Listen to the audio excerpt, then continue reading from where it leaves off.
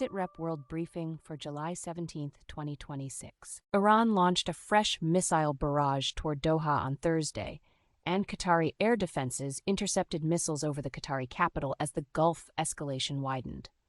The new attacks came as Tehran expanded strikes beyond Qatar, with Kuwait also reporting damage from the same wave of Iranian action. The attacks pushed the confrontation deeper into the Gulf, directly threatening states that host critical military, energy, and transport infrastructure.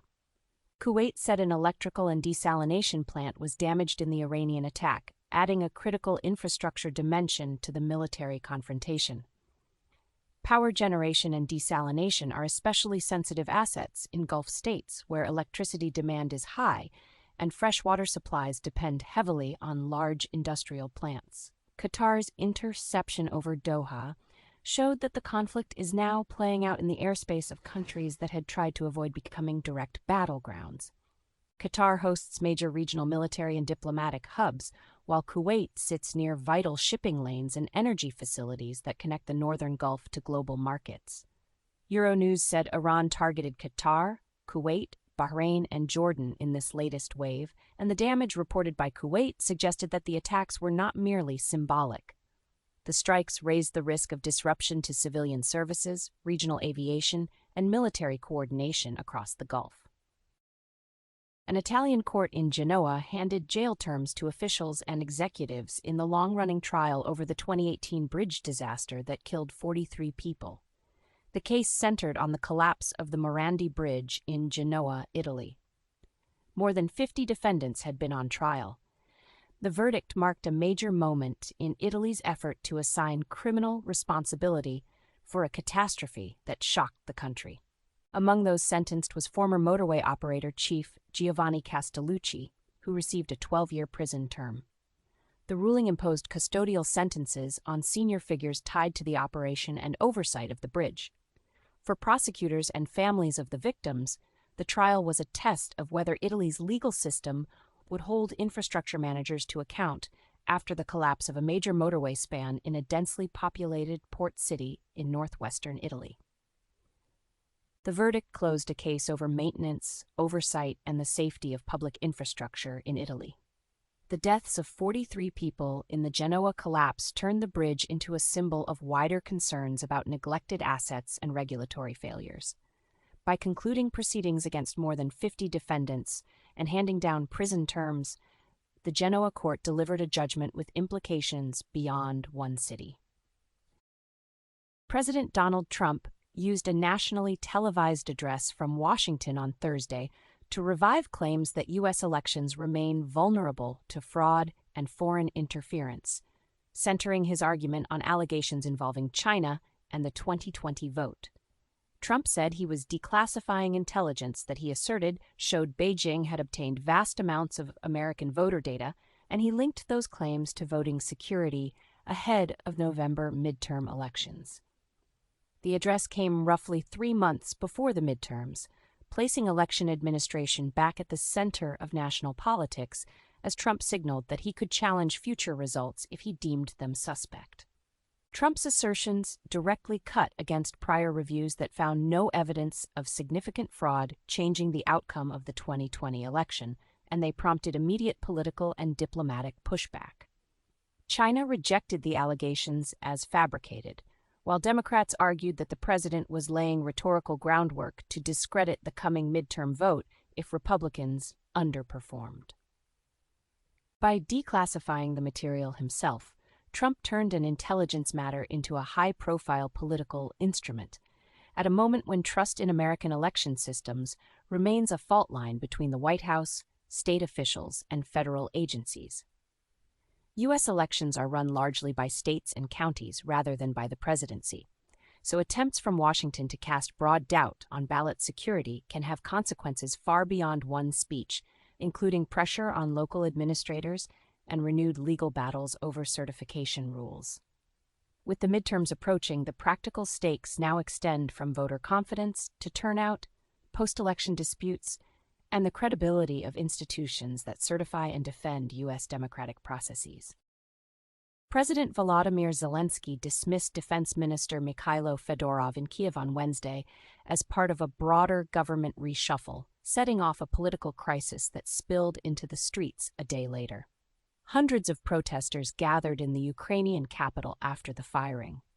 The removal was especially sensitive because the Defense Ministry is central to procurement, mobilization, foreign military coordination, and battlefield planning, making any abrupt leadership change consequential for both domestic politics and Ukraine's military effort.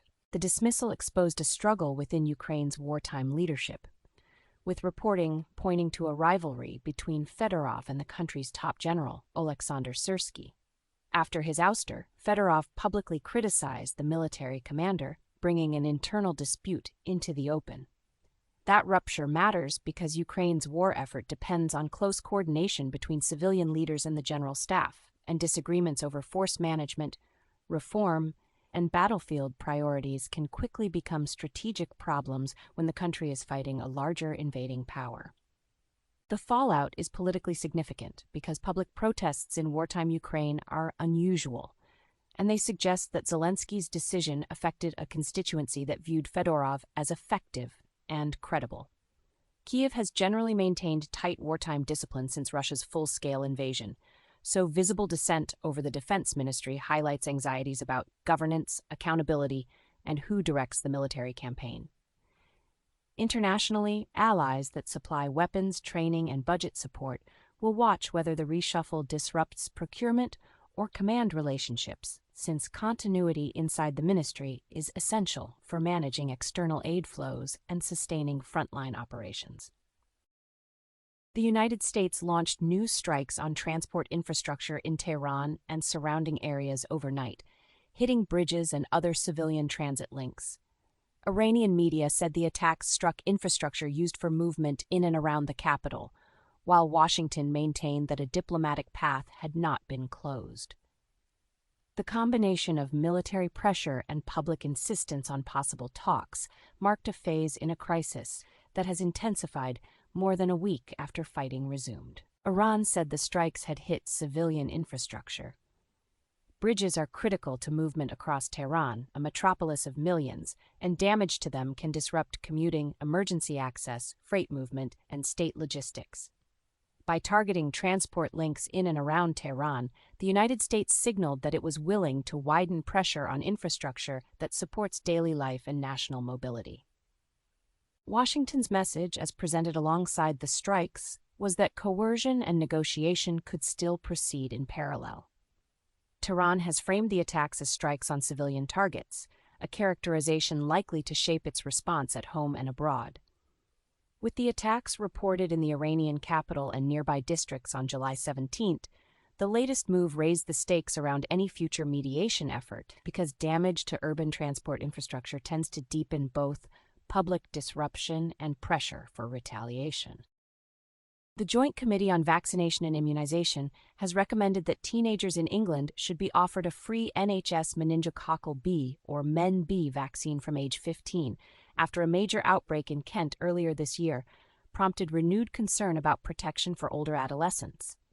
The advisors asked the UK government to consider adding the jab for teenagers, and the recommendation follows what was described as the largest and fastest-growing Men-B outbreak recorded in the UK to date in Kent, where 2 people died. The move is aimed in part at reducing the risk for students before they leave home for college or university, when closer living arrangements can increase exposure to serious bacterial infections.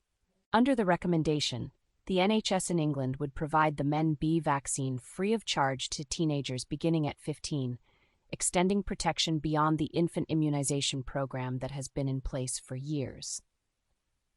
The policy focus reflects the particular danger meningococcal disease poses because infection can develop rapidly into meningitis or sepsis, and because teenagers and young adults entering shared accommodation are a priority group for prevention. In practical terms, the advice is meant to reach adolescents before university entry, when first-year students often mix closely in halls of residence and other communal settings, creating conditions that public health officials have long treated as higher risk for meningococcal transmission. The recommendation does not itself create the program, and ministers in the UK government will now have to decide whether to adopt the advisor's proposal for England. That decision matters because Men B disease is rare but severe, and vaccination policy in Britain has often expanded only after evidence that a targeted age group faces meaningful risk. Kent's outbreak pushed that calculation into sharper focus by showing that transmission among older teenagers and young adults can accelerate quickly, especially around education settings and social networks.